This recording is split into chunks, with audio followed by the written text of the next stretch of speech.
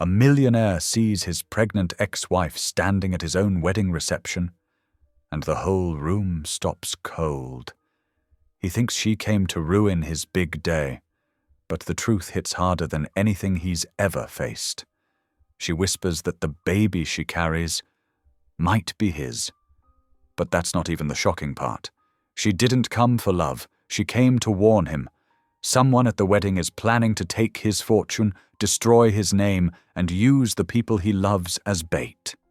As secrets explode and danger closes in, everything he thought was safe begins to crumble right in front of him.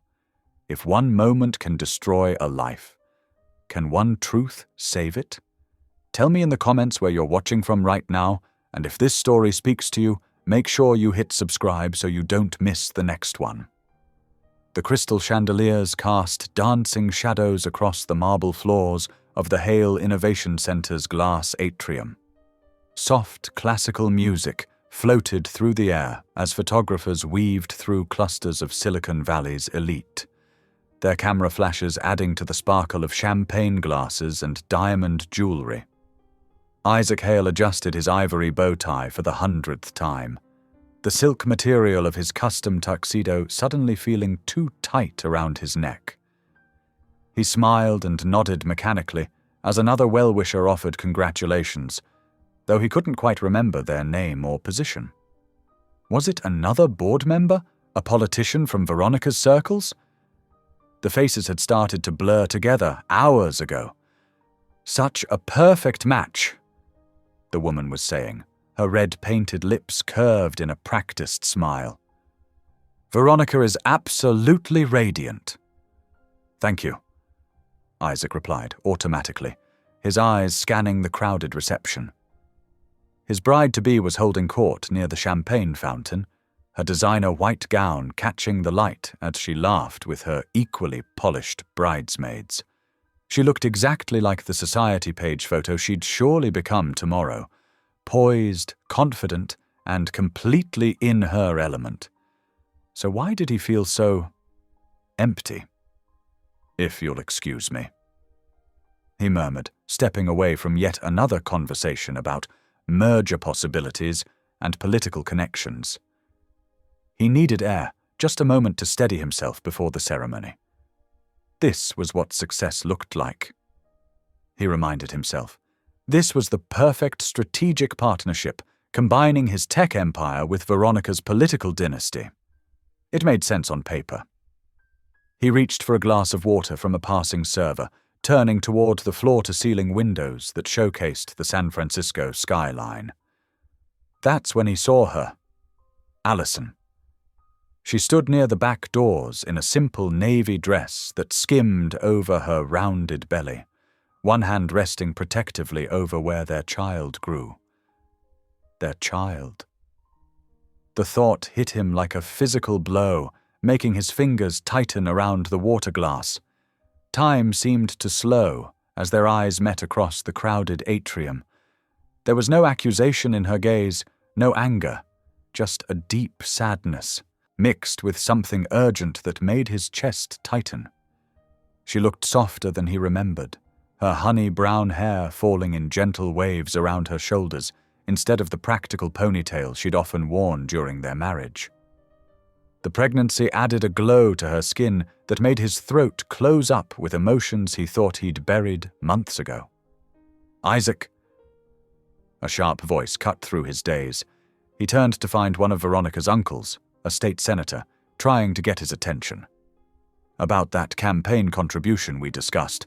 I apologize, but I need to step away for a moment, Isaac said, barely registering the man's disappointed frown as he made his way through the crowd. Each step toward Allison felt simultaneously too fast and too slow, like walking through a dream. She didn't move as he approached, though her fingers pressed a little more firmly against her belly, a protective gesture that made his heart ache. Up close, he could see the faint shadows under her eyes, partially hidden by makeup, but visible to someone who had once known every detail of her face. You shouldn't be here, he said quietly, though without real conviction. The words felt hollow even as he spoke them. "We need to talk, Isaac." Her voice was soft but steady, carrying the same gentle strength he'd always admired. "Before you say I do. It's important." He glanced back at the reception, at Veronica holding court among San Francisco's elite like she was born for it. In many ways, she was. But Allison's presence made all of that carefully constructed glamour seem suddenly artificial, like a movie set that looked perfect until you touched the props and found they were just painted cardboard. "There's nothing to talk about," he said, but even he could hear the uncertainty in his voice. "The wedding starts in less than an hour." 30 minutes, she corrected gently. "Just give me 5 of them, please." She gestured toward a quiet hallway that led to the building's executive offices. His offices. The music grew fainter with each step they took away from the reception, like they were walking out of one world and into another. Isaac followed her, trying to ignore how natural it felt to walk beside her again, how his hand instinctively moved to hover near her lower back like it had countless times during their marriage. The reception sounds faded behind them, replaced by the soft click of Allison's sensible heels on the polished floor. She moved carefully, one hand still resting on her pregnant belly, and Isaac found himself matching his pace to hers without thinking. It was muscle memory from a life he'd walked away from, or thought he had. They passed beneath the last crystal chandelier, leaving the sparkle and shine of his wedding reception behind. In the dimmer light of the hallway, everything felt more real somehow, more honest. The hollow feeling in his chest grew stronger with each step, like his body was trying to tell him something his mind wasn't ready to acknowledge. Behind them, the music played on, celebrating a union that suddenly felt as fragile as the crystal catching the light above the dance floor. Ahead lay uncertainty, but also truth, and Isaac found himself following Allison toward it, drawn by the same quiet gravity that had first pulled them together years ago. The hallway's dim lighting cast long shadows as Isaac and Allison moved away from the reception's glittering atmosphere. Their footsteps echoed against the marble floors, creating a rhythm that seemed to match Isaac's racing heartbeat. Here, away from the crowd and cameras, the air felt heavier with unspoken words. Allison stopped near a tall window overlooking the city. The late afternoon sun caught the tears threatening at the corners of her eyes, making them shine like the crystals they'd left behind in the ballroom. She took a deep breath, squaring her shoulders in that familiar way that told Isaac she was gathering her courage. "I'm 4 months pregnant," she said softly, her hand still resting on her belly. "And before you ask, yes, I'm certain about the timing." Isaac felt the floor tilt beneath his feet. 4 months. His mind raced back, calculating dates with the precision that had made him successful in tech. 4 months ago. That night, he whispered, his voice rough. After the charity gala. Allison nodded, a sad smile touching her lips. "When we thought we could fix everything with one conversation and a bottle of wine." The memory washed over him. Their chance meeting at the gala, the familiar way they'd fallen into conversation, how easy it had been to believe they could recapture what they'd lost. They'd talked until dawn, sharing hopes and regrets, making promises neither of them had kept. "But that's impossible," Isaac protested, running a hand through his carefully styled hair. "We were careful. You're on—" He trailed off, remembering suddenly that she'd mentioned switching medications that month. "The new anti-anxiety medication interfered with my birth control," Allison explained gently. "I didn't know until later. I have the doctor's confirmation if you want to see it. But Isaac—" She touched his arm lightly, drawing his scattered attention back to her face. "I didn't come here to disrupt your wedding or make demands." Isaac stared at her hand on his arm, remembering how natural such touches had once been between them. Now it felt like a burn, a reminder of everything he'd walked away from. "Then why did you come?" Allison reached into her small purse and pulled out a silver flash drive. The sight of it seemed incongruous against her simple navy dress, like a piece of his tech world invading the softness that had always surrounded her. "Because someone is planning to hurt you," she said, her voice dropping even lower. "And despite everything, I couldn't let that happen without warning you." Isaac's eyes narrowed, his tech CEO instincts kicking in. "What are you talking about?" "There are files on this drive," Allison explained, holding it out to him. "Financial records, emails, plans. Someone close to you is orchestrating something big, something that's supposed to happen during the wedding. They're going to try to destroy you, Isaac, both financially and in the public eye." He didn't take the drive immediately, suspicion warring with the trust he'd once placed in her absolutely. "How did you get this information?"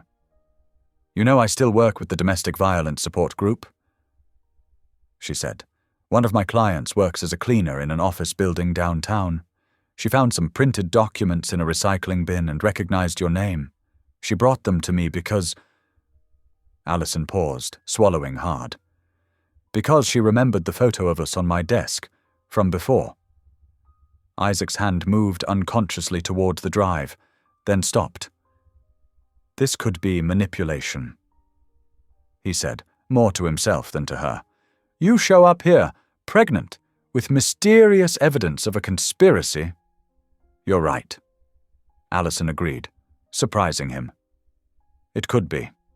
I considered how this would look, showing up like this. That's why I'm not asking you to believe me right now." She pressed the flash drive into his palm, closing his fingers around it. "I'm just asking you to look at the files, that's all." The metal felt warm from her hand, a tiny weight that somehow seemed heavier than it should. Isaac stared at their joined hands, remembering how she'd always been able to read him, to know what he needed before he did. The thought sent a chill through him, because she was right about that too. If she'd demanded he believe her, he would have dismissed everything immediately. "Why?" he asked, his voice hoarse. "Why go to all this trouble, after how things ended between us?" Allison's free hand moved to her belly again, that protective gesture that kept drawing his eye. "Because despite everything that happened, despite all the ways we hurt each other, you're still the first person I think of when something good happens, or when something bad happens, or when I'm scared." Her voice caught slightly.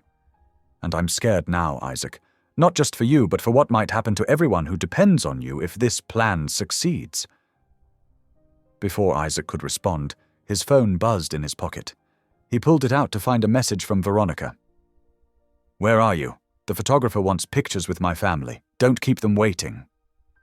The words on the screen seemed to bring reality crashing back in. In less than an hour, he was supposed to be getting married. There were 300 guests waiting. Photographers, caterers, Veronica's politically connected family. "I should go," he said, slipping the drive into his jacket pocket. Its weight seemed to pull at him, like a stone in his pocket trying to drag him under. Allison nodded, already stepping back, creating distance between them. "Just look at the files," she repeated softly. "That's all I'm asking." Another message buzzed on his phone, this time with multiple question marks after his name. Isaac started, then stopped, caught between two worlds, the glittering future he'd planned and the past he'd never fully left behind. "Go," Allison said gently. "They're waiting for you." She turned away first, her navy dress swishing softly against the marble floor. Isaac watched her walk toward the building's side exit, one hand still resting on her belly. Their child, he reminded himself with a jolt that felt like electricity through his chest. The weight of the flash drive seemed to grow heavier with each step she took away from him. His phone buzzed a third time, more insistent than before. Isaac pulled it out, seeing Veronica's name flash across the screen, the urgency clear in her messages. He looked back toward the reception, where his carefully planned future waited. But his hand stayed pressed against his jacket pocket, where the flash drive rested like a secret, burning against his chest.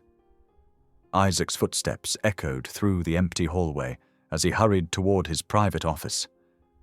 His heart pounded against his ribs, each beat seeming to match the rhythm of his dress shoes on the polished floor. The sounds of the wedding reception, the music, the laughter, the clinking glasses grew fainter with each step. His office stood as a stark contrast to the celebration happening just yards away. While the atrium sparkled with crystal chandeliers and wedding decorations, his workspace remained exactly as he'd left it that morning, orderly, pristine, and most importantly, secure. The heavy wooden door clicked shut behind him, and he turned the lock with trembling fingers.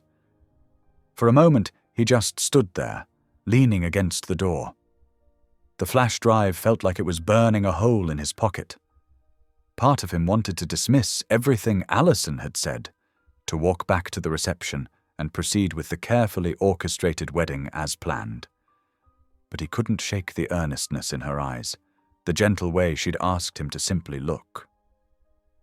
5 minutes, he muttered to himself, moving to his desk. 5 minutes to prove this is nothing. His computer hummed to life, the blue glow illuminating his face in the dim office. Isaac inserted the flash drive, watching as the file directory populated his screen. His throat tightened as he saw dozens of folders, each meticulously labeled with dates and subject lines. The first folder contained emails, hundreds of them. As Isaac began reading, his hands grew cold. The messages detailed systematic plans to access his company's most valuable intellectual property. There were discussions about patent applications, proprietary software architecture, and research and development timelines. But what made his blood run cold was seeing familiar names attached to these exchanges. "No," he whispered, scrolling faster. "This can't be right." He opened a spreadsheet labeled Financial Projections.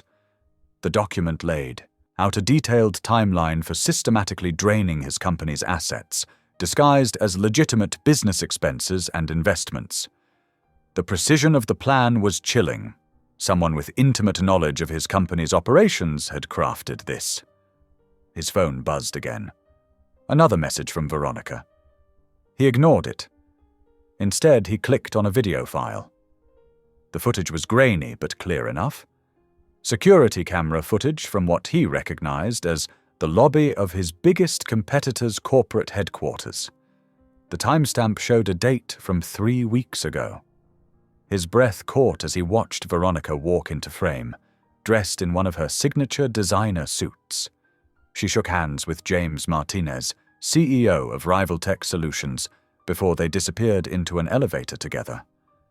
God, Isaac breathed, running his hands through his carefully styled hair. How did I miss this? More videos followed. Veronica meeting with other executives, having lunch with corporate lawyers, entering buildings that housed known industrial espionage firms. Each clip was like another nail in the coffin of his trust. But the final folder hit him hardest. It contained marriage documents, not their current ones, but drafts that had been revised multiple times. Each version contained increasingly sophisticated language about shared intellectual property rights and asset division. These weren't love letters. They were battle plans. One email exchange particularly stood out. It was between Veronica and her father's attorney. Once the marriage is official, we'll have legal standing to access everything. The prenup he insisted on actually works in our favor. It specifically mentions shared rights to intellectual property developed during the marriage. All we need is proof that the development happened after the wedding date, and we can claim it was collaborative work. The response.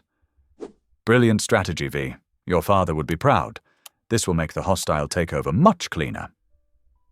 Isaac sat back in his chair, feeling like all the air had been sucked from the room. The evidence was overwhelming, methodically documented, and utterly damning. The woman he was about to marry had orchestrated an elaborate plan to destroy everything he'd built. But worse than the betrayal was the realization that he'd been so blind. How many warning signs had he ignored? How many times had he dismissed small inconsistencies because they didn't fit the narrative he wanted to believe? His phone buzzed again, more urgently this time. A string of messages from Veronica. Where are you? The photographer is waiting. Everyone is asking questions. Isaac, this is completely unprofessional. He stared at the messages, seeing them in a completely new light.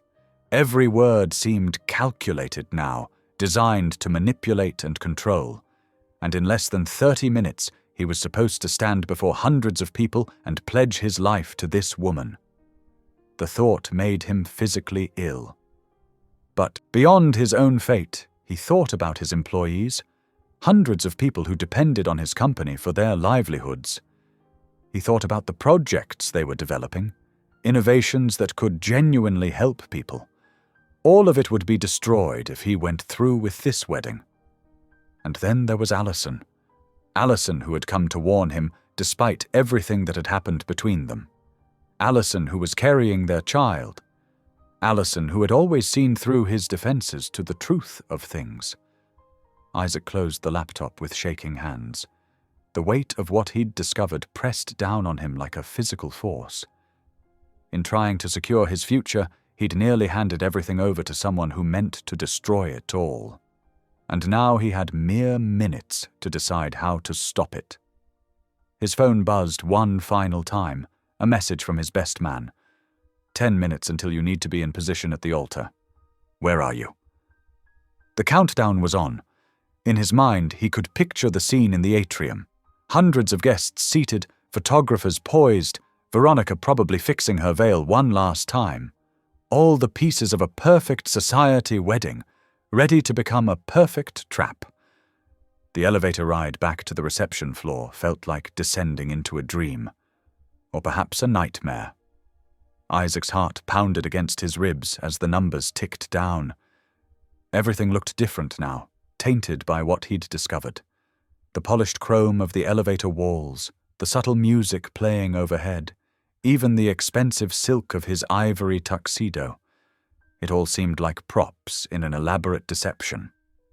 The doors opened to reveal the continued splendor of his almost wedding. Crystal chandeliers sparkled overhead, casting rainbow prisms across the marble floors. Champagne flowed freely as photographers circulated, documenting what should have been the society event of the year. The air was thick with the scent of roses and lilies from the elaborate floral arrangements that had cost a small fortune. And there, in the center of it all, was Veronica. She stood posed with a group of guests, a designer wedding gown catching the light like freshly fallen snow. Her laugh tinkled through the air as she touched the arm of a prominent senator, her head tilted at that perfect angle she always managed in photos. Isaac watched her, really watched her, and saw what he'd been blind to before. Every gesture was calculated, every smile measured. She worked the crowd like a conductor leading an orchestra, each interaction precisely timed for maximum effect. The way she leaned in conspiratorially to whisper to the senator's wife, the graceful turn of her wrist as she accepted a glass of champagne, the subtle way she positioned herself to catch the best lighting. It was all part of a performance. Isaac! Her voice carried across the room as she spotted him. Darling, where have you been? Everyone's been asking for you. He didn't move as she glided towards him, her expression perfect except for the slight tightening around her eyes. She could sense something was wrong. She was too skilled at reading people not to notice. What is it? she asked quietly when she reached him, maintaining her camera-ready smile. "You look pale. Are you feeling all right?" Isaac studied her face, the face he'd thought he'd be waking up to for the rest of his life. "We need to talk," he said, his voice rougher than he intended. "Privately. Now." A flash of irritation crossed her features before being quickly masked. "Can't it wait?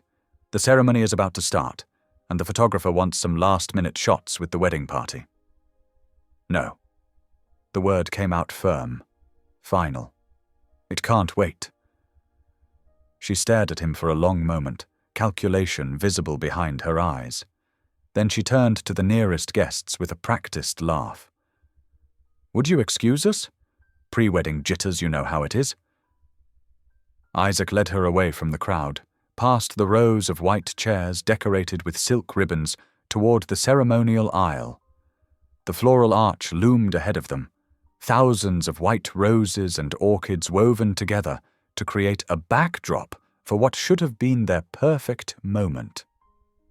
"All right," Veronica said once they were out of earshot, her tone sharpening. "What's so important that it couldn't wait 15 minutes? Isaac turned to face her, feeling strangely calm despite the chaos about to unfold. "The wedding's off." She blinked, then laughed, a practiced public sound. "Don't be ridiculous. You're just nervous. This is completely normal before... I know about the meetings with rival tech." He cut in. "I know about the revised marriage contracts. I know everything, Veronica." The change in her expression was subtle but immediate. Something cold and calculating flashed behind her eyes before being replaced with wounded innocence. "Darling, I don't know what you're talking about. Have you been drinking, or has someone been telling you ridiculous stories?" "Don't." Isaac's voice was quiet but firm. "I've seen the evidence. The security footage, the emails. Your father's lawyers did a good job hiding their tracks, but not good enough." She stepped closer, reaching for his hand. "Isaac, whatever you think you've seen, I can explain. We can talk about this after the ceremony. Everyone is waiting. There won't be a ceremony." He pulled his hand away. "It's over." The mask slipped then, just for a moment, revealing something ugly underneath. Her fingers tightened around her bouquet. "Think very carefully about what you're doing," she said, her voice low and dangerous. "Do you have any idea how many important people are here? What this will do to your reputation? To your company's stock price?" "Better than what you had planned for both." Her eyes narrowed. "You need me, Isaac. My connections, my family's influence. You'll never survive in this industry without them. And if you do this, if you humiliate me in front of everyone..." She let the threat hang in the air. "Goodbye, Veronica." She stared at him for a long moment, searching for any sign of weakness or uncertainty. Finding none, her face transformed into a mask of fury. Without another word, she turned and stormed back towards the crowd, her white dress swishing angrily against the marble floor. The whispers started immediately. Heads turned, phones appeared in hands, and the steady hum of conversation began to rise. Isaac knew he had to act quickly before the speculation got out of control. He walked to the front of the room, where the string quartet was preparing to play the wedding march. With a quiet word to the musicians, he borrowed their microphone stand. "Ladies and gentlemen," he began, his voice carrying across the suddenly quiet room. "I need to make an announcement. I deeply regret to inform you that there will not be a wedding today." The murmurs grew louder.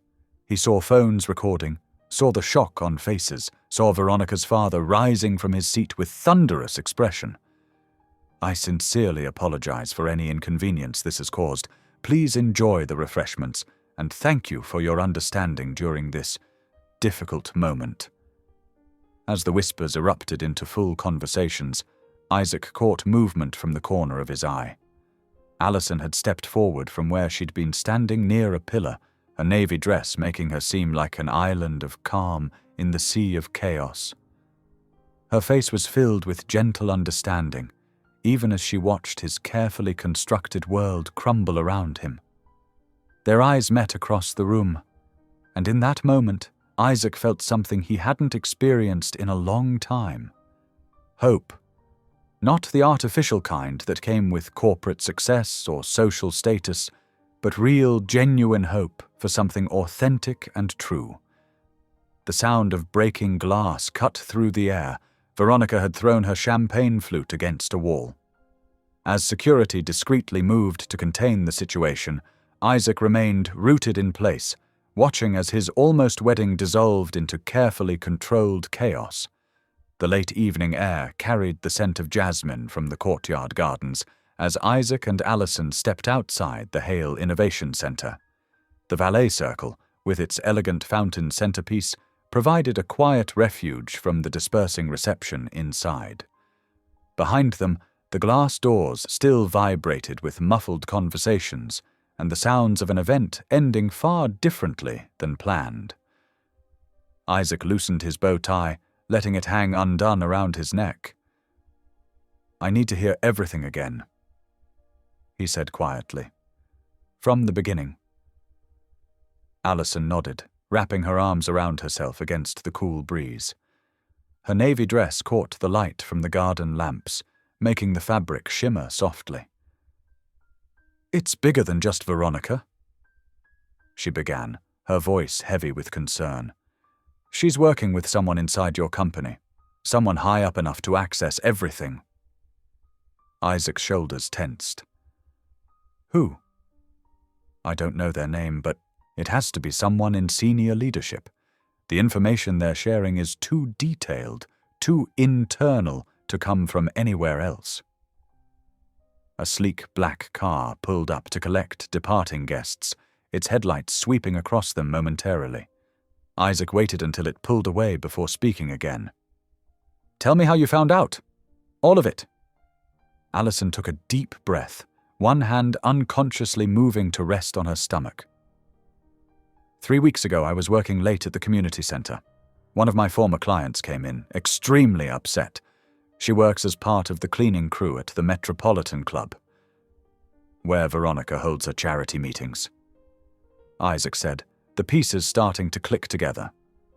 "Yes," she overheard a conversation she wasn't supposed to hear, about plans centered around your wedding date. At first, she thought it was just regular wedding talk, but something felt off to her. She heard mentions of patents, stock transfers, corporate restructuring. She came to me because she was scared. These people sounded powerful, and she didn't know what to do. A couple emerged from the building, their voices carrying across the courtyard. Isaac and Allison moved further into the shadow of a large, ornamental pine tree, waiting until the guests had been picked up before continuing. "I tried to reach you," Allison said, her voice catching slightly. "So many times, every email bounced back. When I tried to come to your office, security wouldn't let me past the lobby. I called, but your numbers had all changed." "Veronica," Isaac said, realization dawning. "She had my personal assistant change all my contact information 3 months ago, said it was for privacy concerns before the wedding. I started digging." Allison continued. "My client remembered names, dates. I have friends in corporate law who helped me understand what I was finding. The more we uncovered, the worse it got. But every time I tried to warn you..." She shook her head. "Veronica found out I was asking questions. She made it clear that if I kept pushing, there would be consequences." Isaac's jaw clenched. "She threatened you?" "Not directly. But 2 days after I tried to meet with you, someone broke into my apartment. Nothing was taken, but all my files were scattered across the floor. The next day, I lost 3 major grants for the community center. Grants we desperately needed. The message was clear." More cars pulled away from the circular drive, their tail lights disappearing into the growing darkness. Isaac ran a hand through his hair, his carefully styled wedding appearance now disheveled. "I should have known, should have seen it." She's very good at what she does, Allison said gently. And she had help. Professional help from inside your own company. Someone who knows all your blind spots, all your vulnerabilities. A sudden gust of wind made Allison shiver, and Isaac immediately shrugged out of his tuxedo jacket, draping it over her shoulders despite her quiet protest. You need protection, he said firmly. Both of you do. His eyes dropped briefly to her stomach before meeting her gaze again. Please let me help, at least until we figure out who else is involved. Allison hesitated, pulling his jacket closer around her. I don't want to put you in an even more difficult position. You've already saved me from disaster today. Let me return the favor. She studied his face for a long moment before nodding slowly. Okay. Isaac pulled out his phone, scrolling through his contacts until he found the number he needed. It rang twice before a warm, familiar voice answered. Isaac. Sweetheart, I just heard what happened. Are you all right? I'm okay, Aunt Martha, but I need your help. He glanced at Allison. Do you remember Allison? Of course I remember Allison. Martha replied, her tone softening further. How could I forget? She needs a safe place to stay tonight. Your guest house. Say no more. Martha cut in firmly. The guest house is ready. I'll put fresh sheets on the bed right now. Bring her over whenever you're ready. Thank you, Isaac said, relief evident in his voice. We'll be there soon. As he ended the call, the last few cars were pulling away from the valet circle. The fountain burbled quietly in the background, its peaceful sound at odds with the tension of the evening. Martha's guest house is private, secure, Isaac explained. She's got the best security system money can buy, and the property is gated. You'll be safe there. Allison nodded, gratitude showing in her tired eyes. Thank you, she said softly. The wind rustled through the pine needles above them as they stood in the growing quiet, both aware that this night had changed everything. The failed wedding was just the beginning. Somewhere in the darkness, both Veronica and her mysterious ally were surely planning their next move. The streetlights cast intermittent shadows across the dashboard as Isaac drove through the quiet suburban streets. Beside him, Allison sat wrapped in his tuxedo jacket, her hands folded protectively over her stomach. Neither had spoken much since leaving the Hale Innovation Center, both lost in their own thoughts about the evening's revelations. As they turned onto Maple Avenue, Martha's Victorian-style home came into view. Warm light spilled from the windows, and carefully tended flower beds lined the curved pathway to the wraparound porch. The house stood as a testament to Martha's nurturing nature, every detail crafted to make visitors feel welcome and at ease. Isaac pulled into the circular driveway, parking behind Martha's modest sedan.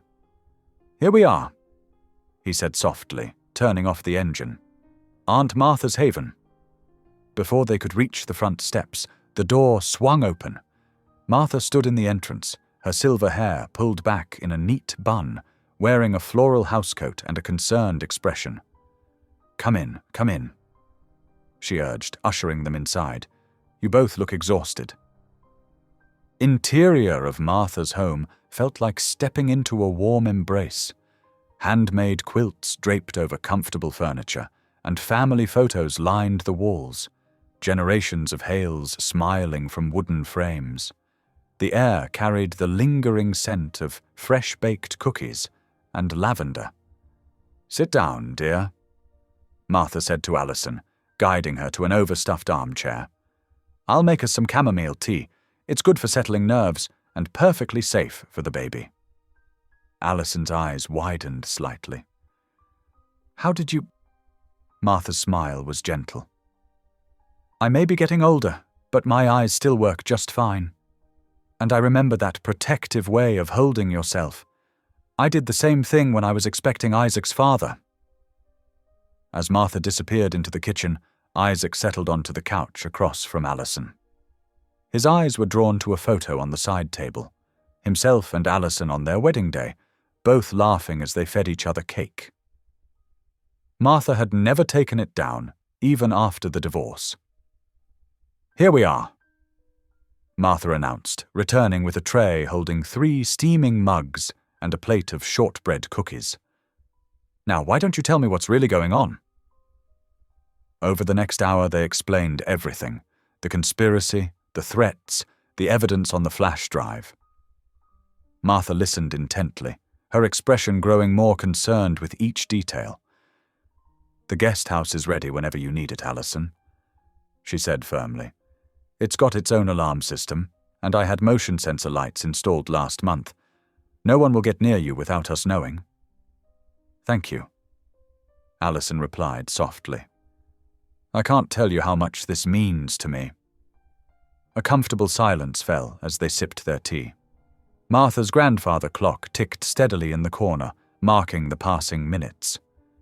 Finally, Isaac spoke up. "What happened to us?" he asked quietly, looking at Allison. "After we lost the baby, I threw myself into work, thinking if I could just be successful enough, and I dove into helping others."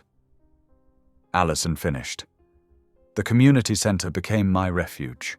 All those kids who needed someone to believe in them, it helped me cope with our loss." Martha reached over and squeezed Allison's hand. "Sometimes the hardest storms bring us back to where we need to be." As the night grew later, exhaustion began to show on Allison's face. Isaac stood up, knowing he should leave, but Allison's voice stopped him. "I know it's silly," she said, twisting her hands in her lap. "But after everything that's happened, the break-in at my apartment, the threats, I'm nervous about sleeping alone." "Not silly at all," Martha assured her, patting her shoulder. "I'll stay up and read in the room next door for a while. I'm a light sleeper, anyway. Comes from years of listening for crying babies." Isaac lingered on the porch after saying goodnight, watching the warm light from the living room window spill across the garden. Through the curtains, he could see Martha settling Allison, with extra pillows and blankets, her maternal instincts in full force. The weight of the flash drive felt heavy in his pocket. Tomorrow he would begin the process of uncovering who else was involved in Veronica's scheme. But for now, knowing Allison was safe under Martha's protection gave him a measure of peace. With one last glance at the window, Isaac walked to his car. The gravel crunched under his feet as he made his way down the driveway, his mind already formulating plans to protect both his company and the woman he'd never truly stopped loving. Martha's porch light stayed on, a beacon in the darkness, as he drove away into the night. The familiar streets of his childhood neighborhood fell away behind him as determination settled in his chest. Someone had tried to destroy everything he'd built, had threatened the mother of his child. He wouldn't rest until he discovered the truth. The morning sun streamed through the glass walls of Hale Innovation Center as Isaac walked through the lobby. Conversations hushed as he passed, employees stealing glances and whispering behind their hands. News of the cancelled wedding had spread like wildfire, and speculation ran rampant. "Good morning, Mr. Hale." His assistant Jennifer greeted him, hurrying to keep pace. "I've already contacted the event planners about refunds, and PR has drafted a statement." "Thank you, Jennifer," Isaac interrupted gently. "But first, I need you to gather the cybersecurity team in Conference Room A immediately." Within 15 minutes, Isaac sat at the head of a sleek conference table, facing his top security experts. The room felt too large for just 5 people, their faces reflecting varying degrees of concern. "I need a complete audit," Isaac began, his voice steady despite his churning stomach. "Server access logs, executive data transfers, everything from the past 6 months. Something's been compromised, and I need to know how deep it goes." Marcus Chen, his head of cybersecurity, leaned forward. "Sir, that's thousands of hours of data. What exactly are we looking for? Patterns, irregularities, anything that doesn't fit. Isaac's fingers drummed against the table. And I need it handled with absolute discretion. While his team got to work, across town, Allison woke to the comforting aroma of cinnamon and coffee wafting through Martha's house. She found her way to the sunny kitchen, where Martha stood at the stove, flipping French toast. "There you are, sweetheart." Martha smiled warmly. "I hope you're hungry. The baby needs a good breakfast." Allison settled at the kitchen table, wrapped in one of Martha's soft cardigans. "It smells wonderful. Thank you for everything, Martha." Martha placed a loaded plate in front of her, then sat down with her own coffee. "You know," she began, her eyes distant with memory, "Isaac wasn't always focused on success and money. When he was little, he was the most compassionate child." Allison spread butter on her French toast, listening intently as Martha continued. "He would bring home injured birds, stray cats, anything that needed help. Once, he saved up his allowance for 3 months to buy a wheelchair for our elderly neighbor's dog." Martha's voice softened. "That moral compass of his. It got buried somewhere along the way, but it never truly disappeared." "What changed him?" Allison asked quietly. Martha sighed. "His father's death hit him hard. He was only 16. I think he decided that success meant never being vulnerable again." She reached across the table to squeeze Allison's hand. "But you brought out that caring boy in him. I saw it then, and I see it now in the way he looks at you." Their conversation was interrupted by a text from Isaac, asking if Allison was ready for her afternoon ultrasound appointment. Martha insisted on making her eat seconds before letting her get ready. At 2 o'clock sharp, Isaac's car pulled into the driveway. He helped Allison into the passenger seat, his hand lingering protectively at her elbow. The drive to the clinic was quiet, but not uncomfortable. Allison noticed Isaac's knuckles were white on the steering wheel, betraying his nervousness. The medical center's waiting room was painted in soothing blues and greens. They sat together, surrounded by other expectant parents, while Allison filled out paperwork. Isaac's leg bounced anxiously until she placed a gentle hand on his knee. "Allison Montgomery?" A nurse called, leading them to an exam room. The technician dimmed the lights and asked Allison to lie back on the padded table. Isaac stood awkwardly until she patted the chair beside her. "This might be a little cold," the technician warned as she applied the gel to Allison's stomach. For a moment, there was only the soft whir of the ultrasound machine. Then, suddenly, a rapid swooshing filled the room, their baby's heartbeat, strong and steady at 140 beats per minute. Isaac's breath caught. His hand found Allison's without conscious thought. "There's your baby." The technician smiled, pointing to the screen. "Everything looks perfect. Would you like to know the gender?" They looked at each other, and Allison shook her head. "Not yet," she said softly. After the appointment, they stood in the parking lot, both still processing the emotional weight of what they'd shared. Isaac cleared his throat. "Would it be okay if... could I come to more appointments?" Allison's smile was warm. "Of course. You're this baby's father, Isaac." Just then, his phone buzzed with an alert. Isaac's expression shifted as he read the notification, a preliminary report from his security team. His jaw tightened as he scanned the data, which highlighted suspicious access patterns from one particular executive account. "Is everything okay?" Allison asked, noting his changed demeanor. "They may have found something," he said quietly, his eyes still on the screen. "A digital trail that could lead us to whoever's behind this." The report glowed ominously on his phone, names and timestamps painting a picture of betrayal that would need to be carefully unraveled. But for now, the sound of their baby's heartbeat still echoed in his mind, grounding him in what truly mattered. Back at Martha's house, Isaac spread papers across the kitchen table, while Allison sat beside him, her reading glasses perched on her nose. Afternoon sunlight streamed through lace curtains as they pored over financial records and server logs. "Look at these timestamps." Isaac pointed to a series of late-night database accesses. "Someone's been copying research and development files at 3 a.m, using Mark's security credentials." Allison leaned closer, her brow furrowed. "That matches what I remember about Mark's habits. He always worked unusual hours, said he did his best thinking when the office was empty." Martha busied herself in the background, preparing a pot roast while keeping a watchful eye on the pair. The familiar scent of herbs and slow-cooked meat filled the kitchen. "Tell me more about what you noticed about Mark," Isaac said, pushing aside a stack of papers. "You always had good instincts about people." Allison took off her glasses, rubbing her temples. "Well, the last few times I saw him at company events, before our separation, he seemed different, more distracted.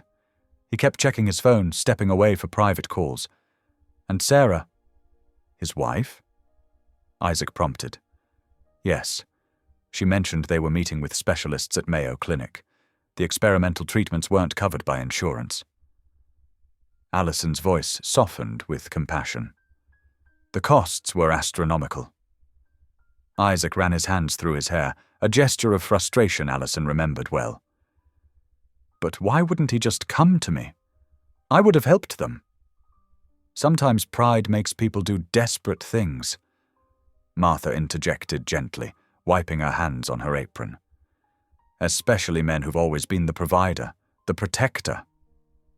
Isaac stood up and paced the kitchen, pieces falling into place.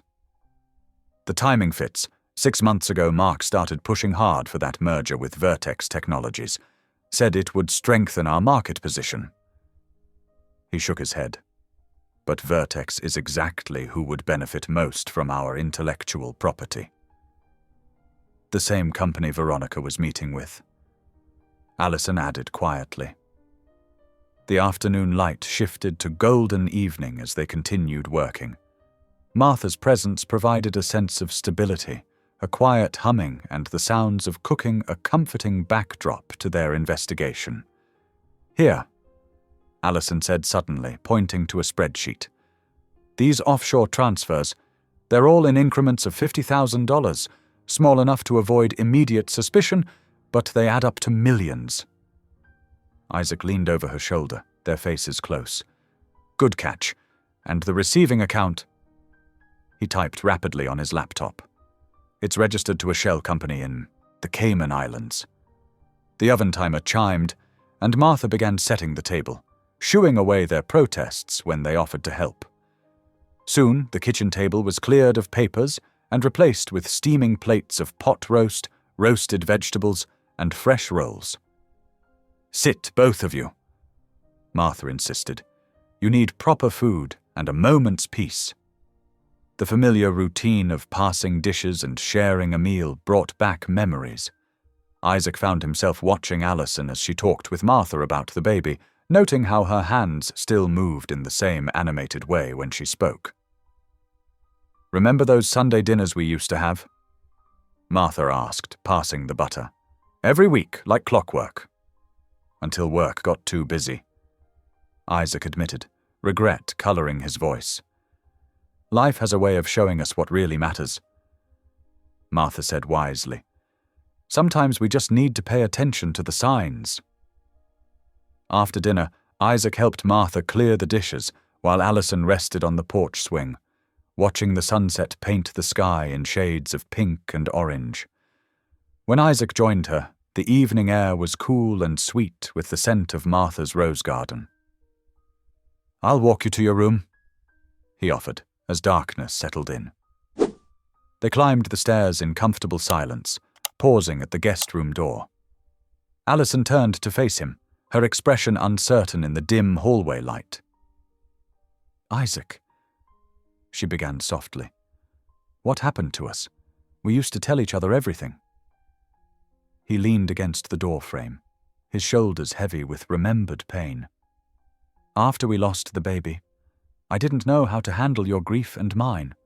Work became my escape. It was easier than facing the emptiness." "I needed you," Allison whispered, tears gathering in her eyes.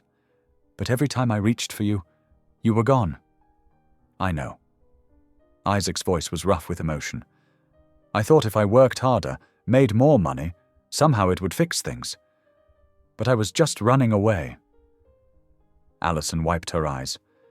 "We were both so scared of being hurt again." "I'm still scared," Isaac admitted. "But I'm more scared of making the same mistakes." They stood in silence for a moment, the weight of their shared history between them. "Good night, Isaac," Allison said finally, her hand resting briefly on his arm before she disappeared into her room. The drive home felt longer than usual, city lights blurring past as Isaac's mind churned. In his home office, he opened his laptop one last time, scanning through the cyber audit results with growing certainty. The evidence was there in cold, hard data: login times, file transfers, encrypted communications. Mark Tolland, his mentor and friend for 15 years, had betrayed him. Isaac stared at the screen until his eyes burned, remembering countless late-night strategy sessions, family barbecues, the proud smile on Mark's face at Isaac's first major success. Now those memories were tainted with questions and doubt. He closed the laptop, but sleep felt impossible. Tomorrow he would have to confront the man who had been like a second father to him. Tonight he could only sit in the darkness, wondering how everything had gone so wrong. The morning sun cast long shadows across Isaac's office as he watched Mark Tolland approach through the glass walls. His mentor's familiar stride carried the same confidence it always had, but today Isaac saw it differently, as the walk of someone who thought they were untouchable. "You wanted to see me?" Mark asked, settling into the chair across from Isaac's desk. His silver hair caught the light, reminding Isaac of all the times he'd sought this man's wisdom. "Yes." Isaac pulled up several spreadsheets on his computer screen. "I've been reviewing some unusual data patterns in our secure servers, specifically file transfers that don't align with any current projects." Mark's expression remained neutral, but his fingers tightened slightly on the armrest. "After what happened with Veronica, it's natural to be suspicious, but you need to be careful about seeing threats where none exist." "These aren't imagined threats, Mark." Isaac turned his monitor so Mark could see the logs. "There are dozens of unauthorized access attempts from your credentials, all during off hours." "I often work late," Mark said dismissively. "You know that." "And the encrypted financial transactions to offshore accounts?" A flash of something, anger, fear, crossed Mark's face before he covered it with a practiced smile. "Isaac, son, you're not thinking clearly. The wedding disaster has you jumping at shadows. Take some time off, clear your head." "Don't patronize me," Isaac said quietly. "I trusted you like family." Mark stood abruptly, his chair scraping against the floor. "You're stressed and paranoid. When you're ready to have a rational conversation, let me know." He strode toward the door, then paused. "Remember who helped build this company with you, Isaac. Don't make accusations you can't take back." The threat in his words hung in the air as he left. Isaac sat back in his chair, his suspicions hardening into certainty. The mentor he'd admired for so many years was now his enemy. Across town, Allison sat in Pastor Brooks's warm office at the community center, sunlight streaming through the stained glass windows. The familiar space had always brought her comfort, especially during the darkest days after her miscarriage and divorce. "The baby's growing right on schedule," she told him, one hand resting on her growing belly. "But everything else? It's so complicated, Pastor Brooks. Isaac is in danger, and I'm worried about him." The pastor leaned forward in his chair, his kind eyes full of understanding. Sometimes God uses difficult seasons to bring important truths to light. It's painful but necessary, like pulling weeds to protect a garden. "I just never imagined being back in Isaac's life like this," Allison admitted, "especially not while carrying his child." "God's timing rarely matches our expectations," Pastor Brooks said gently. "But his purposes are always greater than our plans. How are you feeling about Isaac himself?" Allison twisted her hands in her lap. "He's different, more present, more himself in a way I haven't seen in years. But I'm scared to trust that change." "That's understandable." Pastor Brooks smiled warmly. "Keep praying for wisdom, Allison, and remember that you're not alone in this journey." The afternoon passed quietly at Martha's house, where Allison helped prepare dinner while Martha shared stories about Isaac's childhood. Tales of a sensitive boy who would spend hours fixing broken toys for neighborhood kids. "He lost that tenderness somewhere along the way," Martha said, chopping vegetables. "But I see it coming back now, especially when he looks at you." Isaac arrived just as the sun was setting, looking tired but managing a genuine smile when Martha hugged him. Over Martha's homemade chicken and dumplings, they kept the conversation light, avoiding discussion of the morning's confrontation with Mark. After dinner, Isaac and Allison found themselves alone on the back porch, the evening air sweet with jasmine from Martha's garden. Crickets chirped in the growing darkness, and fireflies danced among the rose bushes. "I need to tell you something," Isaac said quietly, his hands gripping the porch railing. "And I know the timing isn't ideal with everything that's happening." Allison turned to face him, her heart beating faster at the intensity in his voice. "I still love you, Allison." The words came out raw and honest. "I never stopped, even when I was too blind and stubborn to show it, even when I thought marrying Veronica would somehow help me move on." Allison's breath caught in her throat. She hadn't expected this confession, hadn't prepared herself for the way it would make her feel. "You don't have to say anything," Isaac continued quickly. "I just needed you to know. Everything that's happened, the wedding, the conspiracy, the baby. It's like God's been trying to wake me up, to show me what really matters." Tears pricked at Allison's eyes as she looked up at the star-filled sky. She didn't pull away when Isaac's hand found hers on the railing. They stood there in comfortable silence, watching the stars emerge one by one. The moment felt fragile and precious, like a delicate bridge between their past and an uncertain future. Neither spoke again, letting the cricket songs and gentle night breeze say what words couldn't. When they finally said goodnight, Allison's hand lingered in Isaac's for just a moment longer than necessary. It wasn't an answer to his confession, but it wasn't a rejection either. It was a quiet acknowledgement of possibility, of hope that sometimes love, like truth, finds its way back to the surface even in the darkest times. The morning sun cast golden light through Isaac's kitchen windows as he prepared a simple breakfast of toast and coffee. His mind was clearer than it had been in days, despite the weight of everything happening. Last night's conversation with Allison on Martha's porch had stirred something in his heart, a quiet hope he hadn't dared feel in months. He scrolled through emails on his phone while spreading butter on his toast, pausing to read updates from his cybersecurity team. They had been working through the night, piecing together digital breadcrumbs that would prove Mark's involvement beyond any doubt. Across town, Allison sat in Martha's sunny breakfast nook, organizing a growing stack of prenatal paperwork. Doctor's appointments, ultrasound schedules, and nutrition guidelines spread across the wooden table as she sorted them into a fresh binder. Martha had given her a comfortable space to rest, insisting that stress wasn't good for the baby. "You need to take care of yourself first."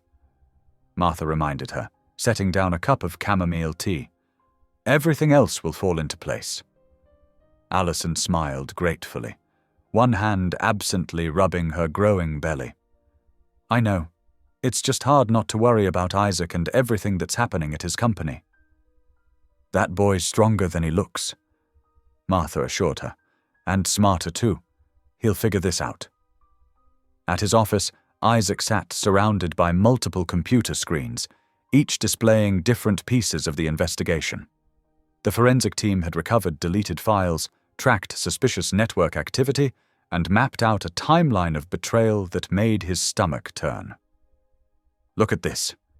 His head of security pointed to a series of timestamps. These patent documents were accessed at 2 a.m, then transmitted to an external server. The login credentials belonged to Mark's account. Isaac leaned closer, his jaw tightening. Show me the bank records again. The evidence was damning. Regular transfers had been moving through a complex network of offshore accounts, all leading back to shell companies connected to Mark. Security footage showed late-night meetings between Mark and Veronica in parking garages and coffee shops. Everything pointed to a carefully orchestrated plan to steal Isaac's intellectual property and destroy his company from within. With trembling fingers, Isaac picked up his phone to call Mark. The line rang once before going straight to voicemail. He tried again. Nothing. Text messages went undelivered. Mark had disappeared. Sir, his security chief spoke up. We've lost track of Mr. Tolland's vehicle. His phone appears to be turned off. Isaac's heart rate quickened. Something wasn't right. He needed to warn Allison. Meanwhile, at Martha's house, Allison had grown restless after hours of paperwork and rest. The afternoon air called to her, promising a brief escape from the worry that had settled over the household. Martha was upstairs doing laundry when Allison stepped out onto the front path, breathing in the fresh spring air. She had only taken a few steps when a car pulled up quickly to the curb. Mark Tolland emerged, looking nothing like the polished executive she remembered. His silver hair was disheveled, his expensive suit wrinkled, and his usually confident demeanor replaced by visible panic. Allison, he called out, his voice shaking. Please, I need to talk to you. She instinctively took a step back, one hand protectively covering her belly. Mark, what are you doing here? Isaac's going to destroy everything, he said, moving closer. His eyes darted around frantically. My whole life's work, my family's future, gone.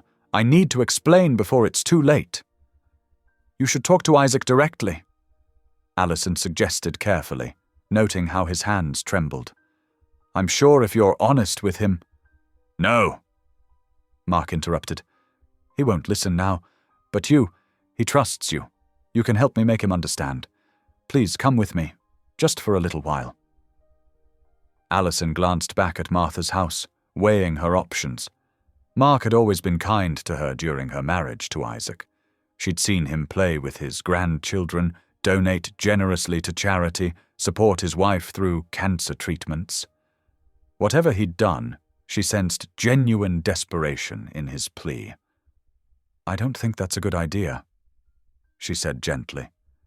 Why don't we call Isaac together? Mark moved closer, his voice dropping. Please, Allison, if you don't come with me now, everything will fall apart. People will get hurt. I just need a chance to explain. She saw tears in his eyes, real ones, and felt her resolve wavering. If she went with him, maybe she could understand why he'd betrayed Isaac. Maybe she could even help fix things before they got worse. My wife's medical bills, Mark continued, his voice cracking. The experimental treatments, I had no choice. Please, just come with me. Let me explain everything. Allison looked at him closely, reading the mix of fear and desperation in his expression. Her social worker's instincts told her he was a man pushed to his breaking point, making him unpredictable and dangerous. But those same instincts also told her that refusing him now might make things worse. A cool breeze rustled the trees as she made her decision. Placing one hand protectively over her unborn child, she took a careful step toward Mark's car. "Okay," she said quietly. "I'll listen, but just for a little while." Mark's shoulders sagged with relief as he opened the passenger door. "Thank you. I promise. This is the only way to stop things from getting worse." As Allison settled into the seat, she said a silent prayer for protection, for herself, for her baby, and for whatever painful truth she was about to discover. The warehouse district sat empty and grey in the late afternoon sun. Mark's luxury sedan looked out of place among the abandoned loading docks and weathered metal buildings. He pulled up to a concrete structure with faded numbers painted on its side. 212. "We can talk privately here," Mark said, his voice strained as he killed the engine. "No one will overhear us." Allison stepped out cautiously, her hand still protective over her belly. The space felt vast and hollow, their footsteps echoing as Mark led her through a rusted side door.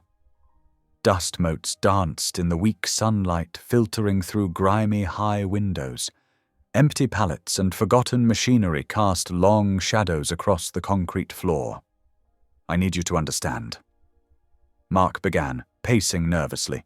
"Everything I did, it wasn't supposed to go this far." "Then explain it to me," Allison said gently, using the calm voice she'd developed over years of crisis counseling. "Help me understand why you'd betray Isaac's trust." Mark ran trembling fingers through his silver hair. "Angela's cancer came back. The experimental treatments, they're not covered by insurance, hundreds of thousands of dollars, and they're our only hope." His voice cracked. "I tried everything else first. Mortgaged our house, sold our investments. It wasn't enough." "So you turned to Veronica?" Allison asked softly. "She approached me," Mark admitted. "Said she could make our problems disappear if I helped her access certain patents, certain accounts." He laughed bitterly. "It seemed so simple at first. Just a few documents, a few passwords. Then she wanted more, always more." Allison felt a twinge of discomfort in her lower abdomen, but ignored it. "Isaac would have helped if you'd told him about Angela. You know how generous he is." "I couldn't ask him for that much," Mark exploded. "After 30 years of being his mentor, his second father, to go begging for charity?" He shook his head violently. "And now he'll destroy me. Everything I've built, my reputation, my family's future. It's not too late." Allison insisted. "Turn yourself in. Work with Isaac to make it right. He'll listen." "Listen," Mark interrupted. "He'll send me to prison. Angela will die alone while I rot in a cell. Our grandchildren will grow up knowing their grandfather is a criminal." Another sharp pain hit Allison, stronger this time. She pressed her hand against the wall to steady herself. "Please, Mark. Running only makes it worse." "You don't understand." He was nearly shouting now, his composed executive demeanor completely shattered. "Veronica has evidence that could ruin more than just me. People I involved, promises I made. I can't just—" Allison gasped as a wave of dizziness washed over her. The pain in her abdomen had become a burning knife. Something warm trickled down her leg. "Mark," she whispered, her voice tight with fear. "Something's wrong. The baby—" He turned, finally seeing how pale she'd become, how she was doubled over, one hand braced against the wall. A small red stain was spreading across her dress. "Oh, God!" Mark breathed. All the anger drained from his face, replaced by horror. "No, no, no!" Allison's knees buckled. Mark caught her before she hit the ground, lowering her gently. His hands shook as he pulled out his phone and dialed 911. "I need an ambulance!" he shouted into the phone. "Warehouse 212 on Industrial Drive. Pregnant woman, she's bleeding! Please hurry!" Allison could barely focus through the pain and dizziness. She heard Mark giving more details to the dispatcher, his voice cracking with panic. The concrete felt cold against her back. She thought of Isaac, of their baby, of all the things left unsaid. Meanwhile, Isaac pulled up to Martha's house, worry gnawing at him after several unanswered calls to Allison. He found Martha in tears on the front porch. "She's gone," Martha choked out. "I was upstairs. I didn't see. A neighbor said Mark Tolland was here. She got into his car." Isaac's blood ran cold. He yanked out his phone, pulling up the tracking app he'd insisted Allison install for safety. The location pointer blinked steadily, showing a spot in the warehouse district. "Call the police," he told Martha as he ran to his car. "Tell them everything." The drive was a blur of running lights and horns as Isaac wove through traffic. His hands clenched the steering wheel until his knuckles went white. Prayers tumbled from his lips. Desperate, pleading prayers for Allison and their child's safety. He screeched into the warehouse lot just as an ambulance arrived, lights flashing. His heart stopped when he saw paramedics rushing through a side door with a stretcher. Moments later, they emerged with Allison strapped to it. Her face was ghostly pale, her eyes fluttering. "Sir, please stay back," an EMT ordered as Isaac ran forward. "That's my wife!" Isaac shouted. "That's my baby!" He caught a glimpse of Mark standing to the side, looking shell-shocked. But Isaac's entire focus was on Allison's still form as the paramedics loaded her into the ambulance. An IV line snaked from her arm. Monitoring equipment beeped ominously. "BP's dropping," one EMT called out. "We need to move." "I'm coming with her," Isaac insisted, climbing in beside the stretcher. He grabbed Allison's cold hand as the ambulance doors slammed shut. The last thing he saw through the window was Mark sinking to his knees in the parking lot as police cars began arriving, their lights painting the gathering dusk in flashes of red and blue.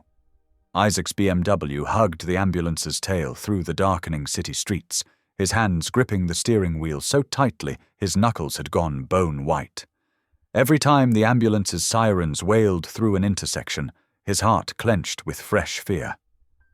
"Please, God," he whispered, the words feeling strange and rusty in his mouth after so many years. "Please don't take them from me. Not like this." Red lights painted the dashboard as they stopped at yet another intersection. Isaac's mind raced with memories. Allison's smile the day they married, her tears during their last miscarriage, the moment she'd appeared at his almost wedding to Veronica. So much wasted time. So many mistakes. The emergency room entrance loomed ahead, harsh fluorescent lights flooding the ambulance bay. Isaac barely remembered parking, barely registered running through the automatic doors. Inside, organized chaos swirled around him as medical staff rushed Allison down a corridor on a gurney. "Sir, you need to wait here," a nurse said firmly, catching his arm as he tried to follow. "The doctors need space to work. Someone will update you soon." Isaac stood frozen, watching through swinging doors as they wheeled Allison away. Her face was so pale, oxygen mask clouding with each shallow breath.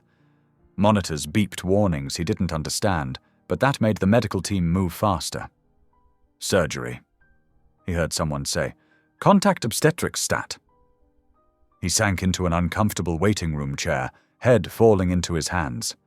Time became meaningless, stretched like taffy, then compressed into suffocating moments. The antiseptic smell burned his nose. Every time footsteps approached, his head snapped up, hoping for news. Martha arrived 20 minutes later, her silver hair disheveled and eyes red from crying. She rushed to Isaac, wrapping him in a fierce hug that broke through his shocked numbness. "I called Pastor Brooks," she said softly, settling into the chair beside him. "He's on his way. The police have Mark in custody, but that doesn't matter right now. All that matters is Allison and the baby."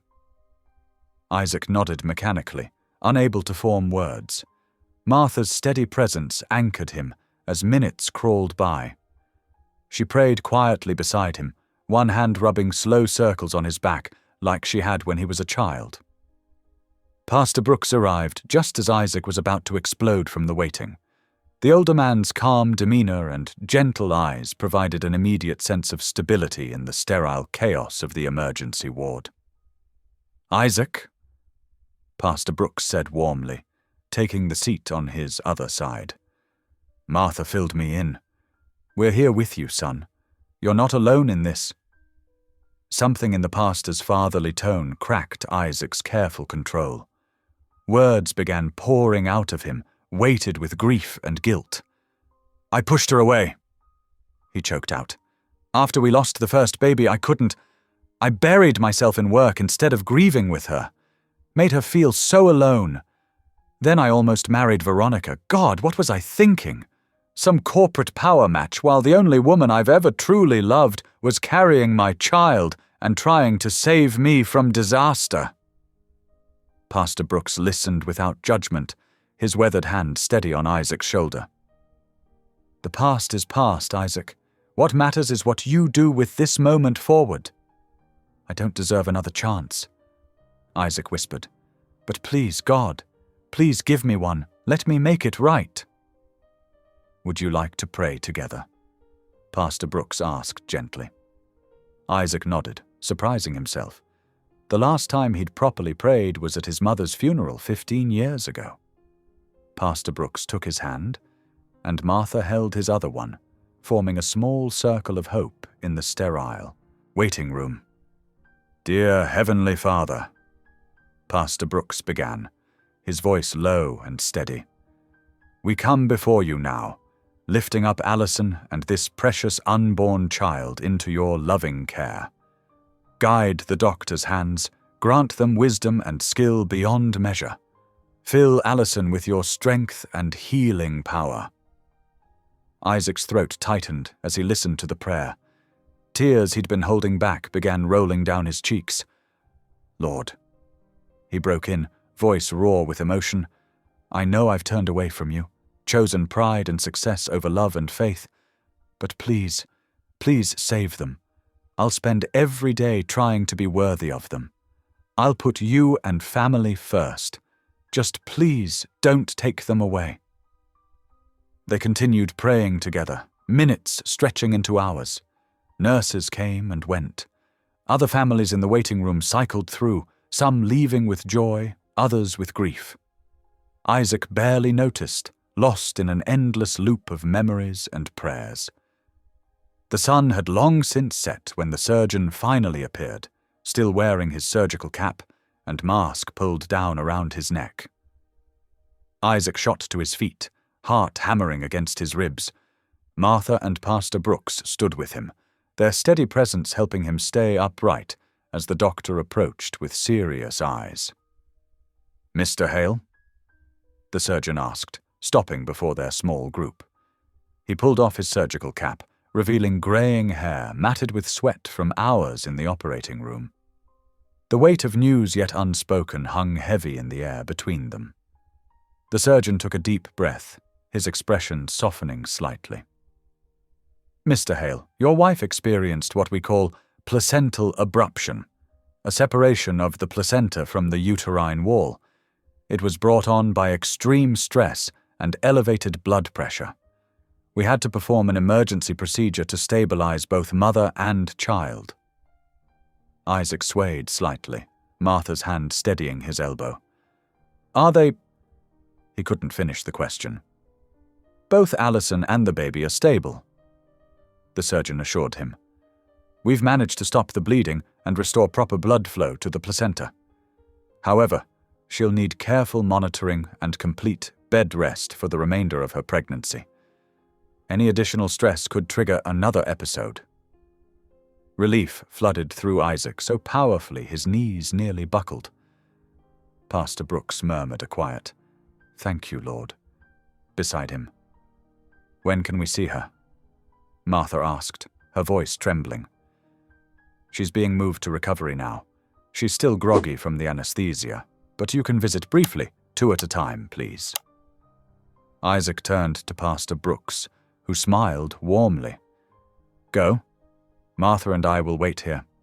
We'll come up in a little while." Following a nurse through winding corridors, Isaac's heart pounded with each step. The recovery room was dimly lit and quiet except for the steady beeping of monitors. Alison lay pale against white sheets, dark circles under her eyes, but breathing steadily. An IV dripped fluids into her arm, and a fetal monitor traced their baby's heartbeat in reassuring peaks and valleys. Martha squeezed his hand before moving to the chair in the corner, giving him space to approach the bed. Isaac's fingers trembled as he reached for Alison's hand, careful of the pulse monitor clipped to her finger. "Alison," he whispered. Her eyelids fluttered, then slowly opened. Recognition dawned in her tired eyes. "Isaac, I'm here," he said, voice breaking. "I'm right here. You're both safe now." Tears welled in her eyes. "The baby?" "Stable," he assured her quickly. "Everything's okay, but you need to rest and stay calm. Doctor's orders." She managed a weak smile. "I was so scared," she admitted. "When Mark started acting erratic, I thought—" "Shh," Isaac soothed, brushing hair from her forehead. "Don't think about that now. Just focus on getting better." His own tears spilled over, dropping onto their joined hands. "God, Alison, when I got to that warehouse and saw you, I've never been so terrified in my life." "I'm sorry," she whispered. "No, I'm sorry for everything. For pushing you away after we lost the first baby. For burying myself in work instead of being there for you. For almost making the biggest mistake of my life with Veronica." His voice cracked. "I love you, Alison. I never stopped loving you. I was just too blind and proud to admit it." She squeezed his hand weakly.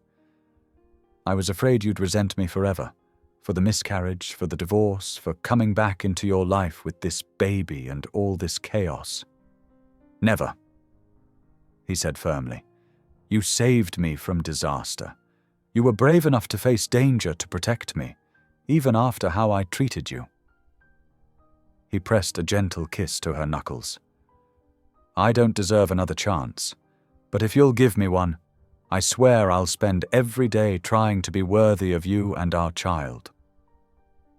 Martha quietly approached the bed, tears streaming down her face. "You two have always belonged together," she said softly. "Sometimes it takes nearly losing everything to see what matters most." A gentle knock interrupted them. 2 police officers stood in the doorway, apologetic but determined.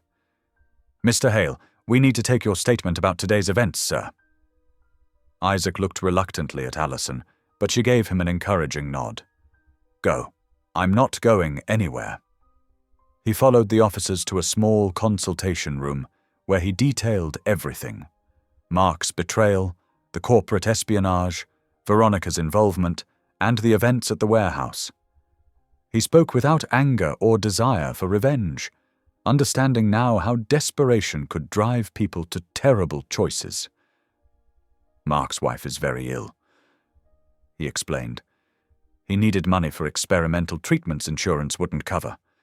That doesn't excuse what he did, but I understand wanting to save someone you love at any cost." The officers took detailed notes, asking clarifying questions about timelines and evidence. When they finished, Isaac returned to Alison's room. She was dozing, lightly, Martha still keeping faithful watch. He settled into the chair beside the bed, taking Alison's hand once more. "I promise you," he whispered, "you'll never have to face danger alone again. I'll handle everything, the company, the legal issues, all of it. Your only job is to rest and keep our baby safe." Martha smiled approvingly from across the bed. "You sound like your father now, the way he used to be, before success changed him. A man who put family first." Isaac nodded, watching Alison's peaceful face. The steady rhythm of the fetal monitor filled him with profound gratitude. He had come so close to losing everything that mattered. But God had given him another chance, and this time he wouldn't waste it. "Sleep well, my love," he murmured to Alison. "I'll be right here when you wake up." The morning sunlight streamed through the hospital window, casting a warm glow across Alison's recovery room. Isaac sat at a small table near her bed, reviewing police reports and corporate documents on his laptop while she slept peacefully. He'd barely left her side in the 48 hours since the incident, working remotely to handle the fallout of Mark's actions. His phone buzzed softly, another message from the investigative team. They'd been treating Mark's case with surprising compassion after learning about his desperate circumstances. Isaac had insisted on it, remembering Martha's words about grace and redemption. "How is he doing?" Alison asked softly, stirring from her rest. Isaac looked up, offering a gentle smile. "Mark's cooperating fully. He's provided all the evidence needed about Veronica's involvement. The investigators say he seems genuinely remorseful." "And his wife?" Alison's concern was genuine, despite everything that had happened. "I've arranged for her to continue receiving treatment through our corporate healthcare foundation," Isaac explained. "Whatever happens with Mark legally, she won't lose access to medical care. It was the right thing to do." Alison reached for his hand, squeezing it weakly. "You're becoming the man I always knew you could be." Before Isaac could respond, a news alert flashed across his laptop screen. Veronica's arrest was making headlines. Tech heiress arrested in corporate espionage scandal. The article detailed her scheme to marry Isaac for access to his patents and intellectual property. "The media's having a field day with this." Isaac sighed, turning the screen so Alison could see. "But honestly, I'm just grateful the truth came out before it was too late." A gentle knock interrupted them as Martha entered, carrying a basket of fresh muffins and fruit. The homey aroma filled the sterile hospital room immediately.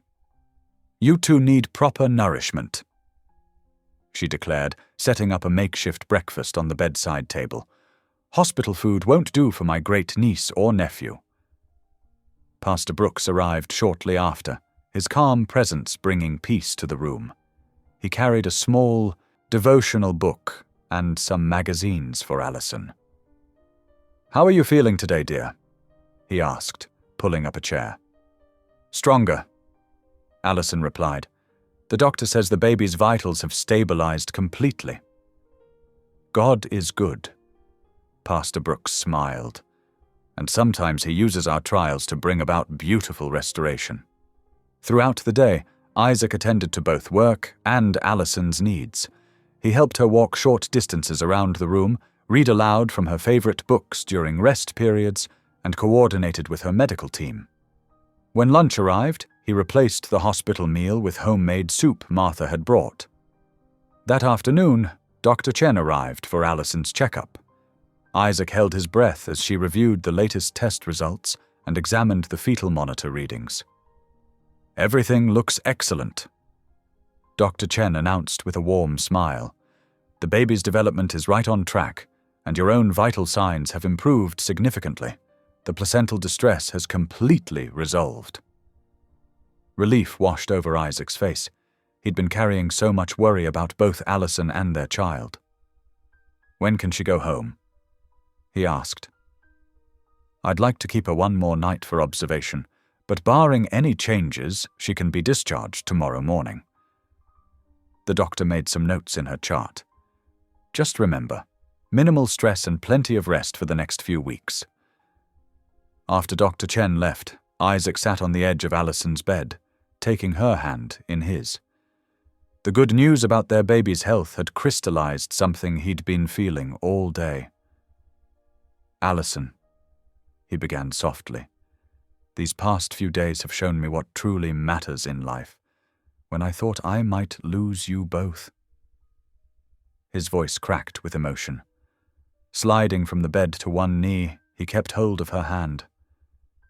Alison's eyes widened as she realized what was happening. "I'm not asking this out of guilt or obligation," Isaac continued, his voice steady despite the tears in his eyes.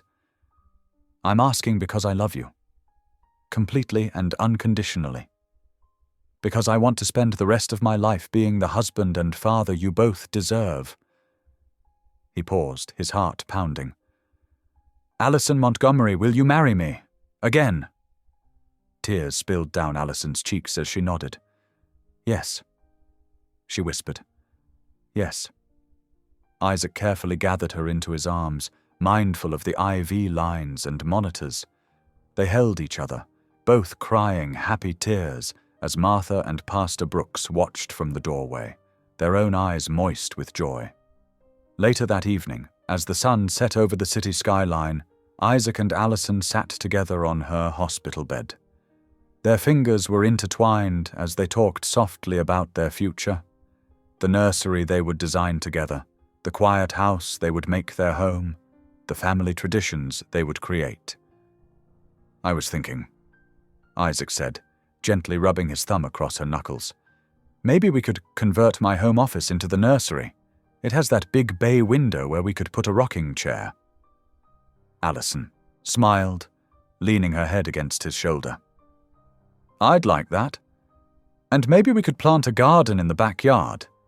Something our little one can help tend when they're older." "Whatever you want," Isaac promised. "Both of you are my priority now. Everything else is just details." The soft beeping of the fetal monitor provided a steady backdrop to their conversation, a constant reminder of the precious life they'd almost lost, and the new beginning they'd been granted. As evening settled into night, they continued holding hands, their hearts full of love and hope for their future together. The gentle autumn breeze rustled through Martha's garden as Allison sat in the cushioned porch swing, her hand resting on her growing belly. The past few weeks had brought healing, not just to her body, but to her heart as well. Martha's home had become a sanctuary of peace and renewal. Isaac arrived each morning like clockwork, usually bearing fresh pastries or prenatal vitamins.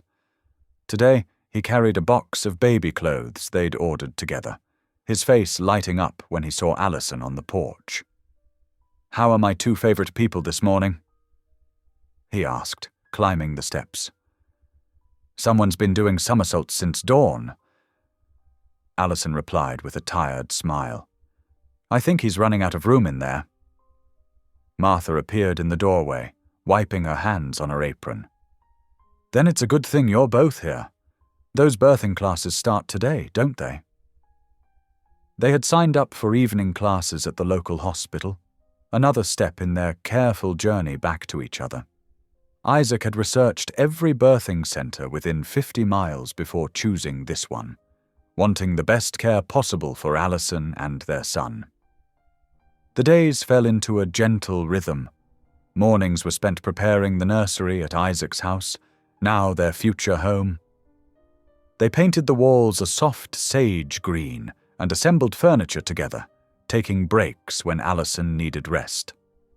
Isaac insisted on doing the heavy lifting, but Allison supervised every detail, from the placement of the crib to the arrangement of tiny clothes in the dresser. During afternoons, they often sat in Martha's sunroom, reviewing their birth plan or reading parenting books. Isaac took detailed notes during their discussions, determined to be prepared for every possibility. "I never thought I'd see you this invested in baby care," Allison commented one day, watching him highlight passages about swaddling techniques. Isaac looked up, his expression serious. "I want to do everything right this time. Both of you deserve that." Their birthing classes became evening highlights. They practiced breathing exercises together, with Isaac supporting Allison's back as she learned positions for labor. The instructor noticed their dedication, often using them to demonstrate techniques for the class. "Remember," she would say, "birth partners are essential for comfort and encouragement. You're not just observers, you're active participants in this miracle." Isaac took these words to heart, massaging Allison's shoulders during practice contractions and memorizing pressure points to help with pain management. Other couples in the class smiled at his earnestness, but Alison saw the love behind every action. Late one evening, as they finished reorganizing the baby's dresser for the third time, Alison felt the first real contraction. It was different from the Braxton Hicks she'd experienced before, stronger, more purposeful. She gripped the edge of the changing table, breathing through the sensation. "Isaac," she called out, her voice steady but urgent. "I think it's time." Isaac appeared in the doorway instantly, his face a mixture of excitement and concern. "Are you sure? You're not due for another 2 weeks." "Pretty sure." She nodded, feeling another contraction building. "This feels different." With remarkable calm, Isaac helped her to the car, already packed with their hospital bag.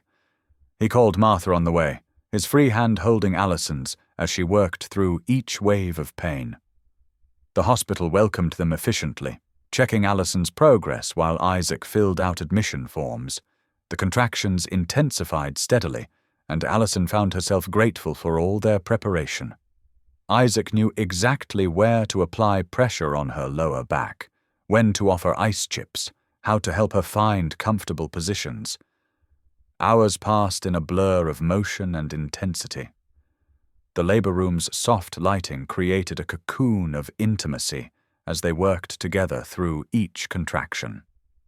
Isaac never left her side, his quiet encouragement anchoring her through the hardest moments. "You're doing beautifully," he whispered, wiping her forehead with a cool cloth. "I'm so proud of you." Martha arrived shortly after midnight, bringing her peaceful presence and years of maternal wisdom. She took turns with Isaac, supporting Alison through the increasingly powerful contractions. As dawn approached, the moment they'd been waiting for arrived. With one final tremendous effort, Alison brought their son into the world, the room filled with his strong, healthy cries as the doctor placed him on Alison's chest. "Hello, little one," she whispered, tears streaming down her face. "We've been waiting for you." Isaac stood beside them, completely overwhelmed by the sight of his son. When the nurse offered to let him hold the baby, his hands trembled as he reached out. Cradling their tiny boy close to his chest, Isaac's composure finally broke. Tears fell freely as he gazed at his son's perfect features. "He's beautiful," he managed, his voice thick with emotion. "Absolutely beautiful." Alison watched them together, her heart full to bursting. The wounds of their past seemed to fade away, replaced by the pure joy of this moment. Their son had his father's dark hair and her delicate nose, a perfect blend of them both. Isaac sat carefully on the edge of the bed, still holding their baby. Looking into his son's alert eyes, he spoke softly but with deep conviction. "I promise you," he said, "that I will always be here for you. You'll never have to wonder if you can count on me. I'll be the kind of father you deserve, present, loving, and completely devoted to you and your mother. That's my solemn vow to you, little one." The early morning sun began to peek through the hospital window, casting a warm glow over the new family. Martha stood quietly in the corner, her heart overflowing with gratitude as she watched love heal what had once been broken. The baby stretched in his father's arms, making tiny, contented sounds. Isaac carefully transferred him back to Alison, who welcomed their son against her heart. Together they marveled at every perfect detail, his tiny fingers, his rosebud mouth, the way his eyelashes fluttered as he dozed. "Thank you," Isaac whispered to Alison, his voice full of wonder and reverence. "For what?" she asked softly. "For giving us another chance? For bringing this miracle into the world? For everything." Their son slept peacefully between them, unaware of the profound joy and healing his arrival had brought. As the morning light grew stronger, it illuminated 3 hearts now beating as one family, bound together by love, forgiveness, and the promise of new beginnings. The late summer morning dawned bright and clear, perfect for a wedding. Martha's backyard had been transformed into an intimate garden sanctuary, with white chairs arranged in neat rows and yellow roses woven through a wooden arch. The air held the sweet scent of blooming flowers and fresh-cut grass. Alison stood in Martha's guest room, adjusting her simple ivory dress. It wasn't the elaborate gown from Isaac's almost wedding months ago. This one was soft and flowing, perfect for a backyard ceremony. She cradled their 6-week-old son, James, watching his peaceful face as he slept. "Are you ready, dear?" Martha appeared in the doorway, her eyes bright with happy tears. She wore a lovely blue dress and carried a small bouquet of yellow roses matching the arch outside. "More ready than I've ever been." Alison smiled, carefully transferring James to Martha's experienced arms. The baby didn't stir, completely content in his grandmother's embrace. Outside, Isaac stood beneath the rose-covered arch with Pastor Brooks, his hands clasped nervously in front of him. He wore a light grey suit that matched the casual elegance of the day. The small gathering of their closest friends and family sat in comfortable anticipation. No photographers, no press, just genuine love and support. When the soft music began playing, Isaac's breath caught in his throat. Alison appeared at the back of the aisle, carrying a simple bouquet of yellow roses. She walked slowly toward him, her face glowing with joy and certainty. Their eyes met and held, sharing volumes of unspoken understanding about the journey that had brought them to this moment. Pastor Brooks smiled warmly as Alison reached the arch. "We gather today," he began, "to celebrate not just a marriage, but a testimony to God's incredible grace and the power of forgiveness." In Martha's arms, baby James slept peacefully through the ceremony, occasionally making soft cooing sounds that made the guests smile. The sun filtered through the rose petals above, casting a gentle golden light over the scene. When it came time for the vows, Isaac took Alison's hands in his. His voice was thick with emotion as he spoke. "Alison, I stand here today humbled and grateful. God used you to save me from a path that would have destroyed everything good in my life. You showed me what real love looks like, patient, forgiving, and brave enough to speak truth even when it hurts. I promise to spend every day trying to be worthy of the second chance you've given me. I will love you and our son with everything I am, putting God and family first always." Tears slipped down Alison's cheeks as she responded. "Isaac, when I came back into your life, I thought I was there to save you. But God had a bigger plan. He was saving both of us, healing old wounds and building something beautiful from our broken pieces. I promise to love you faithfully, to trust in God's plan for our family, and to always believe in the good man I see in you." Pastor Brooks led them through their rings and final promises, his voice carrying clearly across the peaceful garden. "By God's grace and the power vested in me, I now pronounce you husband and wife. Isaac, you may kiss your bride." Their kiss was sweet and tender, accompanied by soft applause from their guests. Martha stepped forward with James, who had awakened just in time to be part of the family's first embrace as husband and wife. Isaac took his son carefully, holding him between himself and Alison as they shared another kiss. The reception was simple, cake and punch served on Martha's patio, with comfortable conversation and genuine laughter. As the afternoon sun began to lower, guests gradually departed with warm hugs and blessed wishes. Finally, Isaac and Alison found themselves alone on Martha's front porch, settling into the old wooden swing. James slept contentedly in Alison's arms, while Isaac's arm wrapped protectively around them both. The sunset painted the sky in brilliant shades of pink and gold a fitting end to their perfect day. "I can hardly believe we're here," Isaac murmured, pressing a kiss to Allison's temple. "Sometimes I think I'm dreaming." Allison leaned into his embrace, watching their son's peaceful face. "You know," she said softly, "when I first discovered everything about Veronica and came to warn you, I truly thought I was there just to save you from making a terrible mistake." "You did save me," Isaac agreed. "But that's not all that happened." Allison continued, her voice gentle with wonder. "God used that moment to save both of us.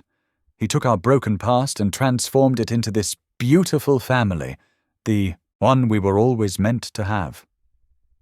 The setting sun cast long shadows across the porch as they sat together, 3 hearts beating in perfect harmony. Their journey had been marked by pain and redemption, loss and restoration, but most of all by a love strong enough to overcome every obstacle. In the quiet of the evening, they held each other close, grateful for second chances and the infinite grace that had brought them home. "Thank you for being here. If something in this story stayed with you, I'd love to see you again. Subscribe, and tomorrow I'll bring you another story crafted with heart."